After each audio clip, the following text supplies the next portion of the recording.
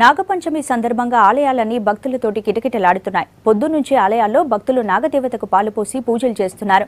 హైదరాబాద్ మణికొండలో ఉన్న శివాలయంలో ప్రత్యేక పూజలు చేస్తున్నారు భక్తులు. నాగపంచమికి సంబంధించిన ఇంకిన్ని ముచ్చట్లు కావ్య అందిస్తారు. శివాలయంలో నాగపంచమి పూజలు మస్తుగా జరుగుతున్నాయి. మరి వాళ్ళు ఎటువంటి పూజలు చేయాలో, ఇక్కడ ఎలాంటి పూజలు చేశారో, ఎట్లాంటి దానాలు చేయాలో ఇట్లాంటివన్నీ తెలుసుకుందాం. ఒక పక్క భక్తులు ఉన్నారు, దాంతోపాటు ఈ ఆలయ పూజారి కూడా మనతో ఉన్నారు. చూస్తున్నాం పూజలు చేస్తున్నారు నాగమ్మ దేవతకి. సో ఇవాళ ఎలాంటి పూజలు చేయాలి, ఎట్లాంటి దానాలు చేయాలి? అసలు ఈరోజు నాగ చతుర్థి, నాగ పంచమి అంటారమ్మా. ఈరోజు ఉదయం 9:59 చవితి వేళగా పంచమి వచ్చింది. ఈ రోజు నుంచి సంతానం లేని వాళ్ళకి ప్రధానంగా నాగేంద్రుడు కారకుడు. నాగసర్పం, కాలసర్ప దోషాలు కానీ నాగదోషాలు కానీ ఉన్నవాళ్ళు సంతానం కోసం అని చెప్పి ఆ నాగేంద్రుడి యొక్క అనుగ్రహం కోసం ఈ రోజు నుంచి దీక్షగా 108వ రోజు అంటే కార్తీక మళ్ళీ నాగుల పంచమి వచ్చేంతవరకు కూడా ఉపవాస దీక్షలు చేస్తారు. ఈ రోజు నుంచి 108 రోజులు కనుక ఈ దీక్ష చేస్తే ఖచ్చితంగా ఆ నాగేంద్రుడి ఏమైనా కాలసర్ప దోషాలు ఉంటే కనుక అవి వెళ్ళిపోయి వాళ్ళకి మంచి సంతానాన్ని కలిగి, సంతానం ఉన్నా కూడా ఏదైనా సరే మనకు ఉండేటువంటి ఆ నాగ దోషాలన్నీ కూడా సంతానం మీద ఎఫెక్ట్ చూపిస్తాయట, అంటే సంతానానికి ఇబ్బందులు కలిగిస్తాయట.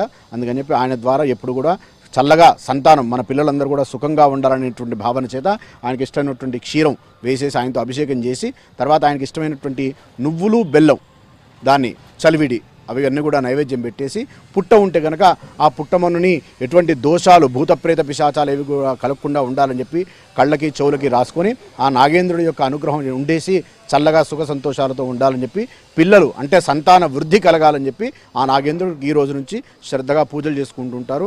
ఆ రోజు వరకు కొన్ని గుళ్ళలోనేమో ఇవాళ చేస్తున్నాం, కొన్ని గుళ్ళలోనేమో రేపు చేస్తున్నాం అంటారు. అసలు పంచమి ఎప్పుడు? ఇవాళ నుంచి రేపటి వరకు చేసుకోవచ్చా, లేదంటే ఇవాళ మాత్రమే చేసుకోవాలా? లేదమ్మా, ఈ రోజు రేపు 2 రోజులు కూడా చేసుకోవచ్చు. అంటే ఒక్కొక్క ధర్మశాస్త్రాన్ని ప్రకారం ఎవరి ఆచారం ప్రకారం వాళ్ళకు ఉంటుంది. అది మనకి ఆచార ప్రకారం ఈ రోజు అంటే సాయంత్రానికి కూడా చవితి ఉంది కాబట్టి, చవితి వెళ్ళగా పంచమి ఉంది కాబట్టి మనం ఈ రోజు చేస్తున్నాం. కొంతమంది ఏంటంటే సూర్యోదయానికి ఏ తిథి అయితే ఉంటుందో ఆ తిథిని పట్టుకొని మనం ఏర్పాటు చేసుకుంటారు కాబట్టి రేపు సూర్యోదయానికి పంచమి ఉంది కాబట్టి రేపు చేసుకుంటారు. అందుకే దీన్ని నాగుల చవితి పంచమి అన్నారు. మనం భక్తులతో కూడా మాట్లాడదాం. అభిషేకం కూడా చేస్తున్నారు నాగేంద్రుడికి. ఇక్కడ మీ పేరేంటి? నా పేరు రామతారక్ అండి. ఇక్కడ గుళ్ళో బాగా చేస్తుంటారు పూజలు ఏవైనా కానీ. ఇంకా ఈరోజు నాగుల పంచమి కాబట్టి ఈరోజు అలా చేద్దామన్నట్టుగా మేము కూడా ఈరోజు వచ్చున్నాం. ఇక్కడ నాగుల పంచమి ఎట్లా చేసుకుంటారు మీరు? యాక్చువల్గా శ్రావణ మాసంలో మొదటిగా చవితి రోజు నాగుల చవితి అంటారండి.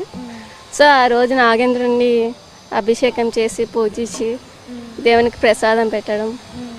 అంటే మీకు ఇది ఆనవాయితీగా వస్తుందా, లేదంటే పంచమి అని వచ్చిర్రా మీరు? అలాగేం లేదు, ప్రతి ఒక్కరు పండగలా చేసుకుంటారండి. ఇది ఉపవాసం, నాగుల చవితి రోజు ఉపవాసం ఉంటారు. నాగపంచమి రోజు నైవేద్యం ఇచ్చి ఉపవాసం క్లియర్ చేస్తారు. ఎట్లా చేసారు? అభిషేకం కార్యక్రమాలు జరిగినాయా? చేసామండి. ఏమైనా మొక్కులు మొక్కుకున్నారా, లేదంటే నార్మల్గానే ఉపవాసం ఉంటారా? మొక్కుకుంటామండి, మొక్కుకుంటాం. చిన్నప్పటి నుండి పిల్లలు చిన్నప్పటి నుండి మొక్కుకుంటాం. బాగానే నమ్మకమే.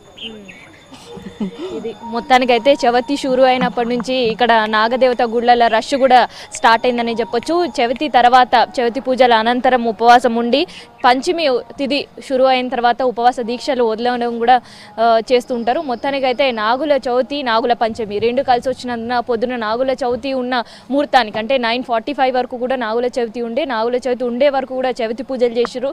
ఇక 9:45 తర్వాత పంచమి షురు అయింది కాబట్టి నాగుల పంచమి పూజలు అనేవి షురు అయినాయి.